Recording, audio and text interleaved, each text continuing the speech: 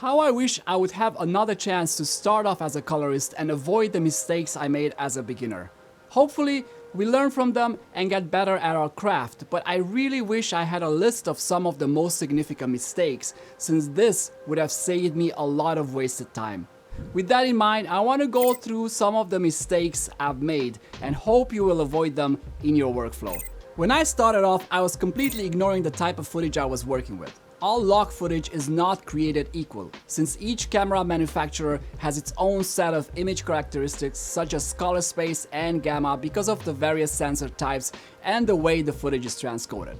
I was putting everything in the same bucket, expecting my color treatments to work the same. Knowing the footage type is the first essential step in setting up a correct scene-referred color management workflow where the color space transformations are being calculated correctly by the algorithm instead of us relying on what we see.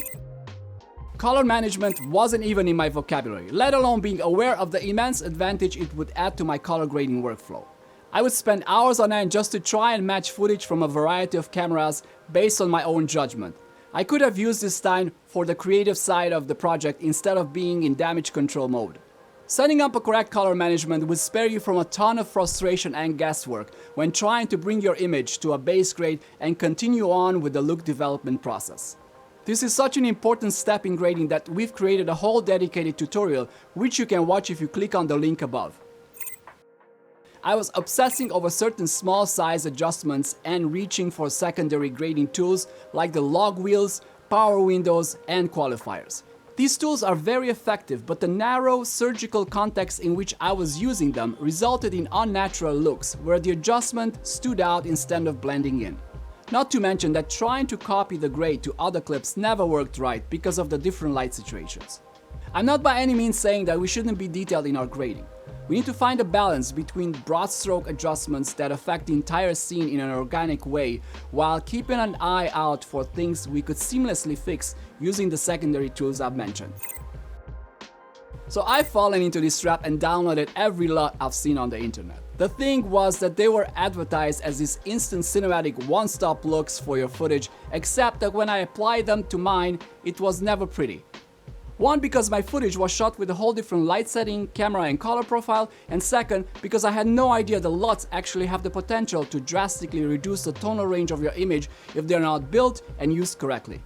Don't get me wrong, I am using LUTs in my workflow specifically for film emulation looks, but they are from trusted resources such as the ones shipped with Resolve and used in a correct color managed workflow with great results.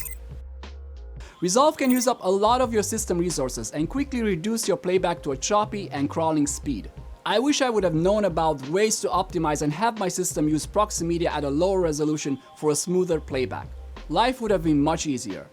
While the most recent versions of Resolve have much improved in performance, we can still take advantage of editing at lower resolution timelines and using optimized proxy files for a more efficient grading experience on our systems. This should have been the easiest mistake to avoid, but seems like I was so fixated on working on a difficult shoot that I wasn't aware of how tired my brain got and how fatigued my eyes were. Coming back the following day with a refreshed mind, I was able to immediately find the issue with the grade and come up with a plan that actually worked.